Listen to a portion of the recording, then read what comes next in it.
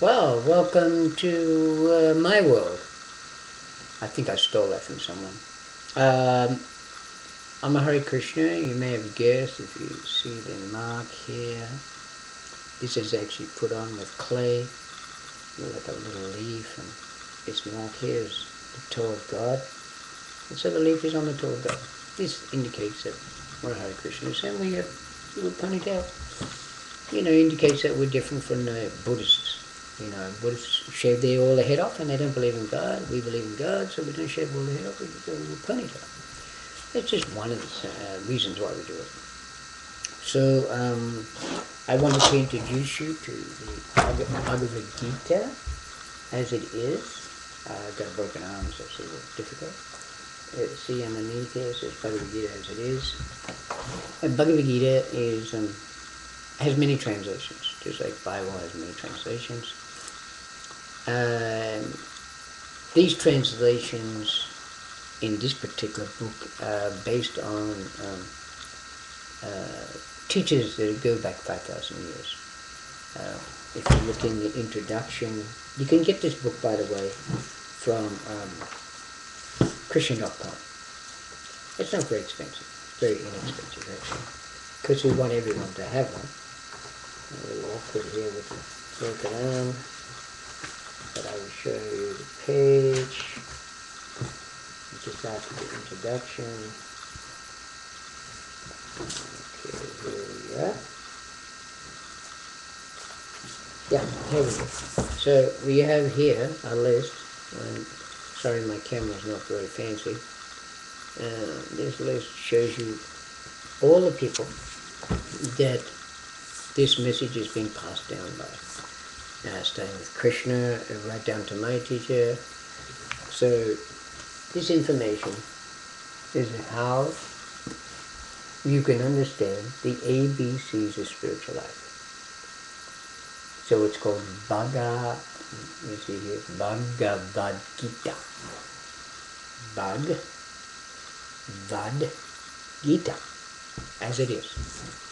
So it's a wonderful book, and actually interesting that it's Bhagavad Gita Jayanti today. Well, actually it's tomorrow, but we're celebrating today, so just a coincidence I'm telling you about the Bhagavad Gita. On the front cover of the book, you will see a picture of Krishna, and you'll see Arjuna, and they're having a conversation in a place called Kurukshetra, which is in India. And about 5,000 years ago, there was a huge battle fought. And you can read that book called the Mahabharata, or you can rent videos from any Indian store, 35 videos with subtitles. And you can understand everything you need to know about Bhagavad Gita, incidentally, is one chapter out of this book called the Mahabharata. There's many translations, many people give their opinions. Like I said before, we're advocating as it is because it's been passed down. Just like if I read many books about being a doctor and I go and open an office, that doesn't make me a doctor. You have to approach an authority. You go to a professor, he teaches you, you get a certificate. Same thing here. If you want to know about the spiritual life from an authorized platform, then you approach a spiritual master, you approach the Bhagavad Gita and someone who represents the Bhagavad Gita, and they can give you the knowledge that you require. Anyway, so what more can I tell you? This is like my second video, and I feel like a little awkward. But nevertheless, got to keep trying, right? So, what else do you have any questions? You can't even ask me a question, right? So, Bhagavad Gita is a treatise. It's a conversation between God and his friend, who his friend becomes his disciple. And they have this conversation where God explains to Arjuna, Krishna's friend, that he has to perform his duty. And by performing his duty, he'll become free from sinful activity. So This book is a very nice book. I recommend everybody reads it at least once. It's 800 pages, but you could read the book in an hour and a half by just reading the translations.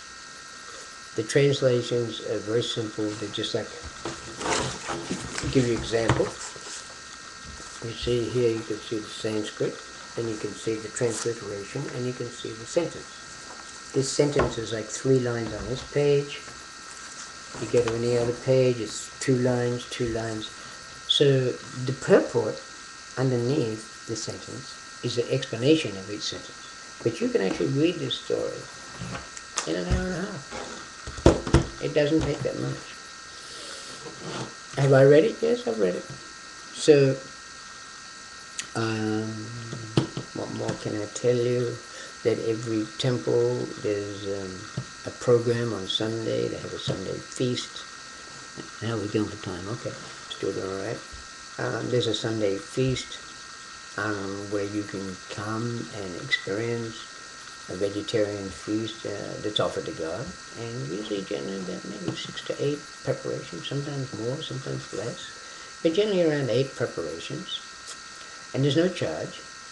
And usually about 5 o'clock on Sunday in any temple. You go to Krishna.com, you can find all the addresses, you can go. And generally speaking, if you feel that someone might be too preachy, you can tell them, I just came here to look. I would rather if you didn't preach to me right now. I mean, we don't have any hard and fast rules. We just want you to come and see and experience what we have to offer. And read some of our books. That's about it. There must be more I can say.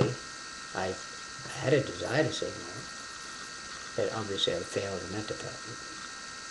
So thank you very much, and we have offer one important thing before I leave, is that we have a prayer, and it's Hare Krishna, Krishna Krishna, Hare Hare, Hare Rama, Rama Rama, Hare Hare. And if you say this prayer repeatedly, even mechanically, if you learn to hear this prayer, this will actually help you become purified in the heart. It'll elevate your consciousness. You'll feel better about yourself. And for those who are really sincere, it'll have an immediate effect. Thank you very much. Hare Krishna. Now how to turn it off. I didn't even know how to, okay. Turn that right there.